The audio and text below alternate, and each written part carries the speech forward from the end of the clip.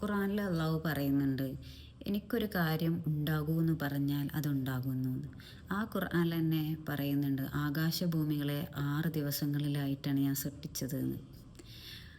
അങ്ങനെയാണെങ്കിൽ അള്ളാഹുക്ക് പറഞ്ഞാൽ പോരേനു ഉണ്ടാകുമെന്ന് ആകാശഭൂമികളെ സൃഷ്ടിക്കാൻ.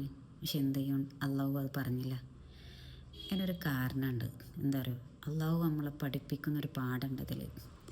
എന്താണെന്ന് വെച്ചാൽ, വലിയ കാര്യങ്ങൾക്കൊക്കെ സമയം ആവശ്യമാണ്. ആ സമയം ആവശ്യമുള്ളവരത് നമുക്ക് ബോധ്യപ്പെടുത്തി തരാനാണ് പടച്ചോൻ ആ ആയത്ത് അങ്ങനെ ഉണ്ടാക്കിയെന്നാണ് ഞാൻ വിശ്വസിക്കുന്നത്. കാരണം എന്താ അറിയോ, ഈ ഒരു വിത്തിട്ടാൽ അത് പെട്ടെന്ന് വളർന്നൊരു വൃക്ഷമാണില്ല. അതേപോലെ ഒരു മുട്ട ഒരു ദിവസം കൊണ്ട് വിരിഞ്ഞ് അത് കോഴിക്കുഞ്ഞായിട്ട് വരുന്നില്ല. അതേപോലെ കടലിലുള്ള നീരാവി ഒരൊറ്റ ദിവസം കൊണ്ട് മഴയായിട്ട് പെയ്യണില്ല.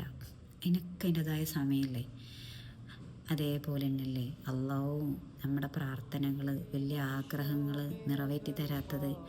അള്ളാഹ് നമ്മളെ മറന്നിട്ടാണെന്ന് നമ്മൾ വിചാരിക്കും, അല്ലെങ്കിൽ അള്ളാഹ് നമ്മളെ അവഗണിച്ചിട്ടാണെന്ന് നമ്മൾ വിചാരിക്കും. പക്ഷേ ഒരു സത്യതല്ല. അള്ളാഹ് ആ വലിയൊരു സമയത്തിനായിട്ട് നമ്മളെ പ്രിപ്പയർ ചെയ്തുകൊണ്ടിരിക്കുകയാണ്, നമ്മളെ ഒരുക്കിക്കൊണ്ടിരിക്കുകയാണ്. ഗ്ലാസ് ചില്ലിൻ്റെ മുകളിൽ ഇരുമ്പ് വെച്ചാൽ അത് പൊട്ടിപ്പോണിട്ടില്ലേ? എന്താ അത് പൊട്ടിപ്പോണത്? ആ ഇരുമ്പിന് താങ്ങാനുള്ള കഴിവ് ആ ഗ്ലാസ്സിനില്ലാത്തതുകൊണ്ടാണ്.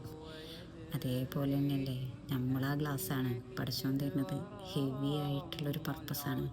അപ്പം നമ്മളും ഇരുമ്പ് പോലെ പാകമായി ആ തരുന്നതിനെ താങ്ങാൻ നമ്മൾ വളരണ്ടേ.